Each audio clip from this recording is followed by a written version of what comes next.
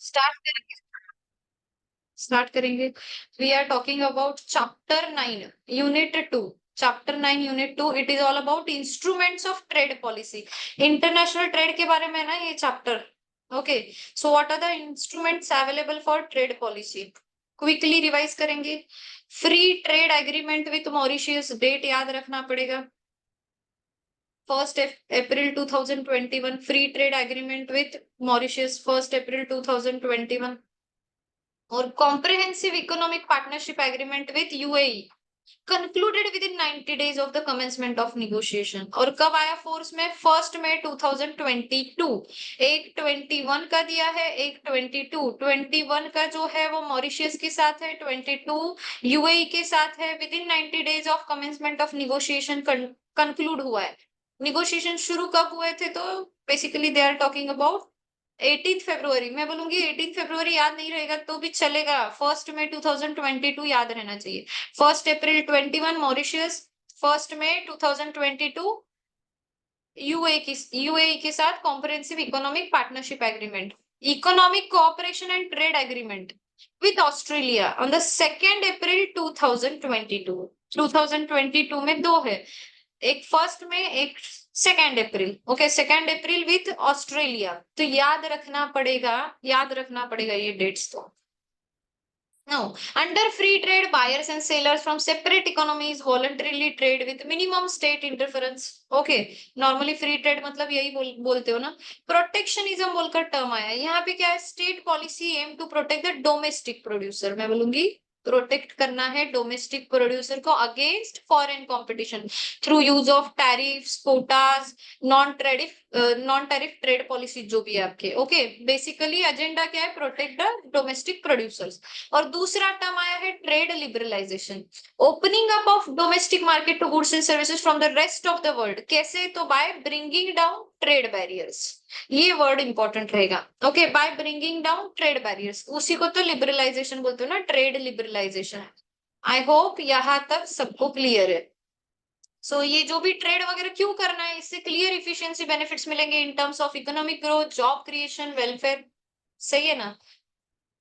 Next, trade policy मतलब क्या है? Trade policy encompasses all the instrument that government may use to promote or to restrict import and export। कभी promote करने के लिए use करेगा, कभी रेस्ट्रिक्ट करने के लिए यूज करेगा एक्सपोर्ट और इंपोर्ट को। Trade policy includes approach taken by the countries in trade negotiation. Trade negotiation में भी जो अप्रोचेज यूज होंगे उसको भी ट्रेड पॉलिसी बोल सकते हो।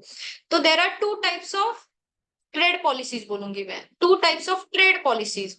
पहला है price related measures, that is tariffs. Price related measures that is tariffs. Non price measure is non tariff measures. Okay, price related is tariff, non price measure is non tariff measures. अभी के ये unit के जो भी मतलब lecture में discussion रहेगा सिर्फ टैरिफ का डिस्कशन करेंगे। टैरिफ मतलब क्या है? Basically custom duties, that is taxes and duties imposed on goods and services which are imported exported. और मैं बोलूं यहाँ पे ना डिस्कशन जो भी है ना यूनिट में, term tariff would refer to import duties only. सिर्फ इंपोर्ट ड्यूटीज कंसिडर कर रहे हैं, इंपोर्ट पे लगाया गया tax. Tariff is nothing but import पे लगाया गया tax. It is defined as financial charge in form of tax imposed at the border on goods going from one custom territory to another। Okay, समझ में आ रहा है? Financial charge, charge in form of tax, tax के जैसे financial charge लग रहा है। कब लगाया जा रहा है? बॉर्डर जब क्रॉस कर रहा है आपका जो भी product. Okay, I hope it is clear. Tariff are aimed at altering the relative prices. सोचो टैक्स की वजह से आपका प्राइस चेंज हो जाएगा ना, जो भी गुड्स और सर्विसेज इंपोर्ट कर रहे हो। सो उसकी वजह से डोमेस्टिक डिमांड पे इम्पैक्ट होगा। क्या? प्राइस बढ़ जाएंगे ना, टैक्सेस की वजह से इंपोर्टेड प्रोडक्ट का प्राइस बढ़ जाएगा। प्राइस बढ़ जाएगा तो डिमांड कम हो जाएगा डोमेस्टिक मार्केट में उसका, और उसके हिसाब से वॉल्यूम ऑफ इंपोर्ट भी कम हो जाएगा। So tariffs leave the world market price unaffected. World में मार्केट प्राइस उस गुड का उतना ही रहेगा, बस आपके डोमेस्टिक मार्केट में प्राइस बढ़ जाएगा due to that particular tariff. आपके डोमेस्टिक मार्केट में जहां पे प्रोडक्ट इंपोर्ट हो रहा है। मेन गोल्स ऑफ टैरिफ क्या है? To raise the revenue for government. सही है, टैक्सेस से रेवेन्यू मिलेगा गवर्नमेंट को, बढ़ना चाहिए। More importantly to protect the domestic import competing industry. दो ही है मेन टारगेट, आप टैरिफ को सिर्फ इंपोर्ट ड्यूटीज बोलकर कंसिडर कर रहे हो यूनिट में, ये क्लैरिटी रखना। तो उससे दो चीजें क्या अचीव होगी, एक तो प्रोटेक्ट करोगे डोमेस्टिक इंडस्ट्रीज को जो इंपोर्ट के साथ कंपटीशन है, ओके, इंपोर्ट कॉम्पिटिंग इंडस्ट्रीज के साथ डोमेस्टिक आपके प्रोड्यूसर को आप प्रोटेक्ट कर रहे हो। दूसरा, to raise the revenue of the government. Forms of tariff है, मैं बोलूँ स्पेसिफिक टैरिफ मतलब fix amount of money per unit, okay. जैसे कि एग्जांपल यहाँ पे हमने देखा था 1000 rupee for each imported bicycle. लेकिन प्रॉब्लम क्या है इस स्पेसिफिक टैरिफ का, सो दिस स्पेसिफिक टैरिफ के केस में protective value varies inversely with the price of import. मतलब क्या है, प्राइस बढ़ेगी तो प्रोटेक्शन ज्यादा मिलना चाहिए ना, तो उल्टा प्रोटेक्टिव वैल्यू कम होगा स्पेसिफिक टैरिफ में। प्रोटेक्टिव वैल्यू जो है ना कम होगा, that is your inverse relationship of protective value and price of import. यहाँ पे डिटेल में डिस्कस नहीं करूंगी। Second is ad valorem tariff. ये क्या होता है, एक fix percentage on the value of traded commodity, मतलब 20% लगाएंगे जितना उसका वैल्यू है उस पे, ओके, जितना वैल्यू उस पे 20% चार्ज करेंगे, दैट इज एड वैलोरम। मैं बोलूंगी ये अच्छा है, क्यों, तो this preserves the protective value. क्योंकि क्या होगा, प्राइस बढ़ेगा ना इंपोर्ट का, तो प्रोटेक्टिव वैल्यू भी बढ़ेगा साथ में, क्योंकि परसेंटेज उसके जितना ही रहेगा ना, तो मैं बोलूँ प्रोटेक्टिव वैल्यू आपका मेंटेन हो रहा है। Okay, so ad valorem tariff preserves the protective value of a tariff on home producers. So इसीलिए ad valorem tariff ही ज्यादा यूज होता है across the world। अब ना कुछ और अलग टाइप के टैरिफ है, कौन से मिक्स्ड टैरिफ। दैट इज क्या करोगे, एक तो either you are going to take ad valorem rate or you are going to take specific duty। Specific जो भी है ना आपका टैरिफ वो लोगे, ओके, कॉम्बिनेशन नहीं ले रहे हो, एक तो ये या फिर वो, कैसे, तो 5% ऑफ एड वैलोरम और 3000 per ton, whichever is higher या फिर विच एवर इज लोअर, ऐसा कंडीशन, दोनों में से कोई एक उठाओगे वैल्यू। और कंपाउंड टैरिफ है, फिर कंपाउंड ड्यूटी क्या है, combination of both, combination of ad valorem and specific, दोनों ऐड करके लगाओगे, दोनों ऐड करके लगाओगे। मतलब ये जो भी आपका टीएस है ना, स्पेसिफिक टैरिफ क्वांटिटी पे लगाते हो ना, पर यूनिट पे, इसलिए टीएस इंटू क्वांटिटी की है। और जो एड वैलोरम है वो कैसे लगाते हो, वैल्यू पे लगाते हो, इसलिए प्राइस इंटू क्वांटिटी करोगे तो वैल्यू निकल जाएगा, वैल्यू पे परसेंटेज लगाते हो वो जो भी आपका एड वैलोरम है। Okay, I hope this is clear till here. Then technical or other tariff, it is calculated on the basis of specific content of imported। Specific content जो है ना उसमें, उसके बेसिस पे कैलकुलेट होगा। That is 3000 each solar panel पे लगा रहे हो, प्लस आपका 50 rupees per KG on battery, 50 rupees per KG on battery ना, तो ये स्पेसिफिकली जा रहे हैं कंटेंट पर।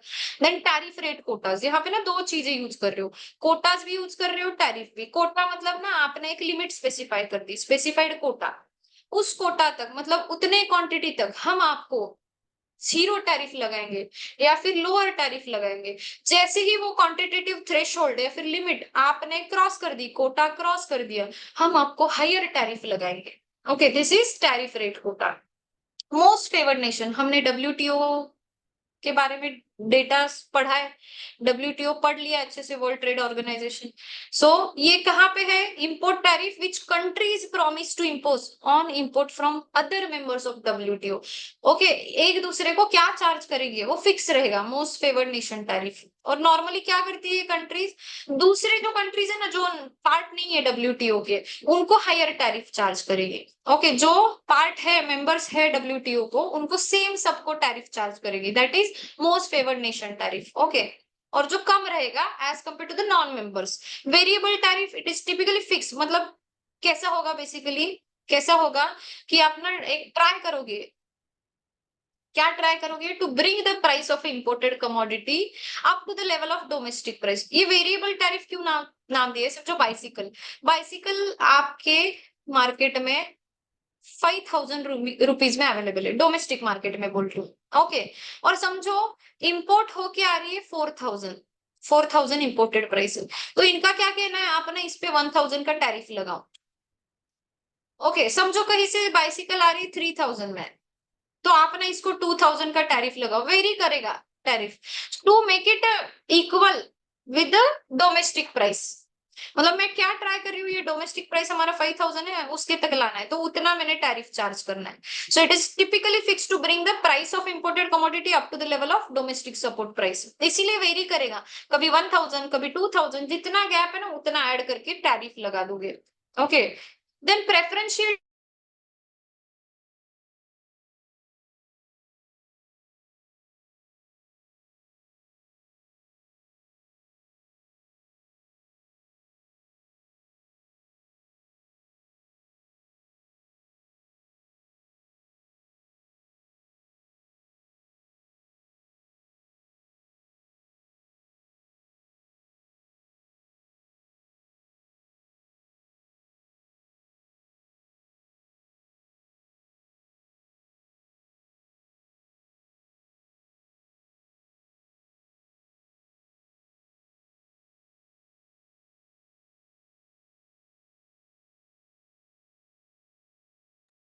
वॉइस क्लियर है क्या? कंफर्मेशन देना एक बार।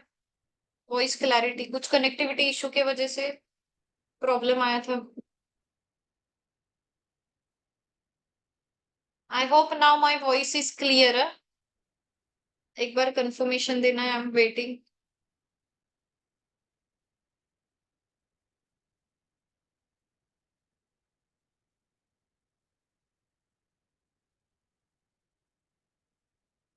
चेक करना है।